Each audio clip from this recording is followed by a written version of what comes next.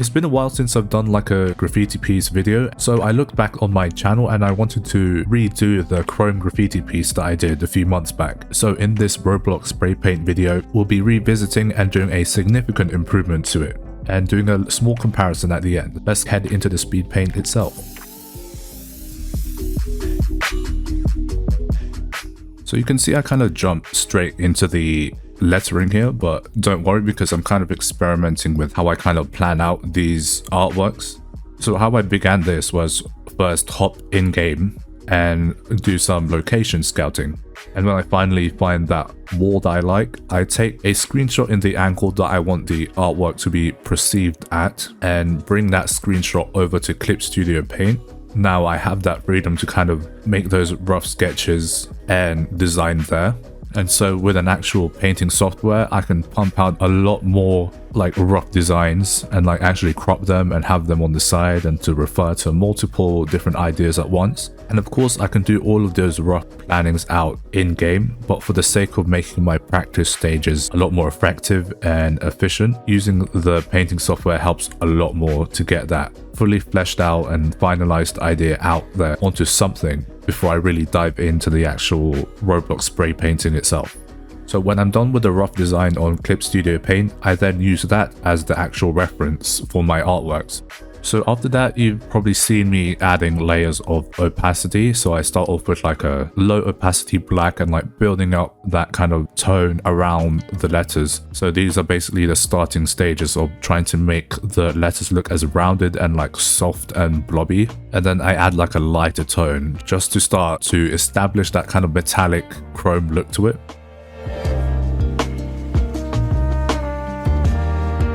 So what you're seeing now is the most like daunting part of the process. Like I could have easily panicked and like went straight into doing the highlights, but I actually immediately went into the darker tones because in my head I was like, if it starts to look right with these dark black shapes around the letters, then it will look even better when I finally add the highlights.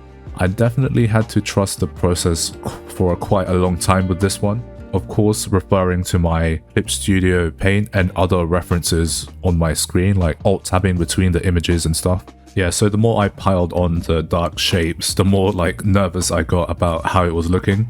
Because you're working so up close to it, it just gets super abstracted and nothing really looks right when you're super close, especially if you're pulling off an effect like this. Of course, as much as possible, I would like stand back, zoom out a little bit with my character.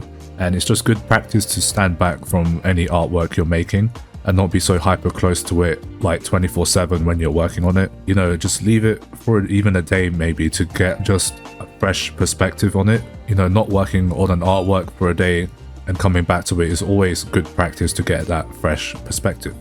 But yeah, I powered through it. Yeah, really just trust the process.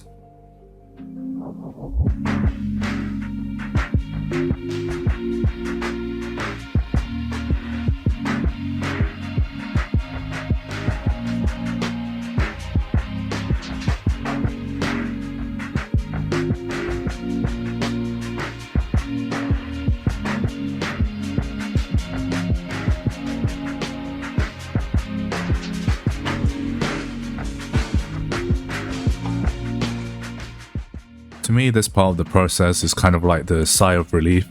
This is where we of course finally get to the highlighting stage. Of course it was a lot more laid back. I still used a lot of partially low opacity white just to be in complete control of how much white buildup there would be. And yeah, of course going through each letter and adding the strong or the thin highlights around the letters that would make sense, of course, looking at my own reference. Even with this highlight stage, it still felt like it was looking a little bit strange. I wasn't finished with the process, so of course trusting the process again with the highlights.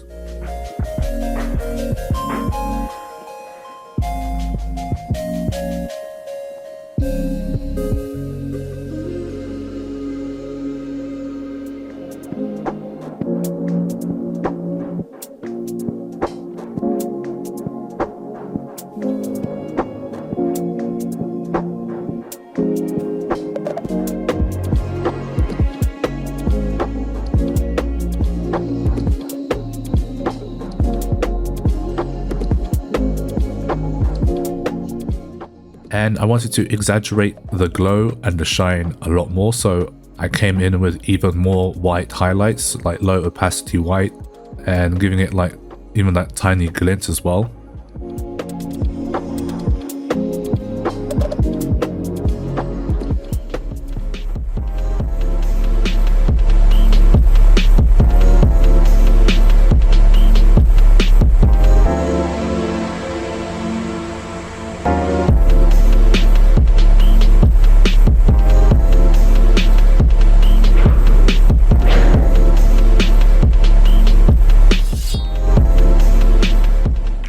Let's just take a look at the before, and you can see I kind of got the idea right here. Yes, we were getting that blobby effect down, we gave it some glints, some highlights, but I feel like a chrome effect definitely could have been a lot more effective. And here's the after.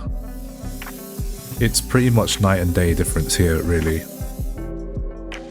Thank you guys again for watching. If you want to watch that old Chrome Graffiti Piece video, you can see it on the screen now, or check out the graffiti playlist for more. Leave a like, comment, or subscribe if you want, and I'll see you all next time.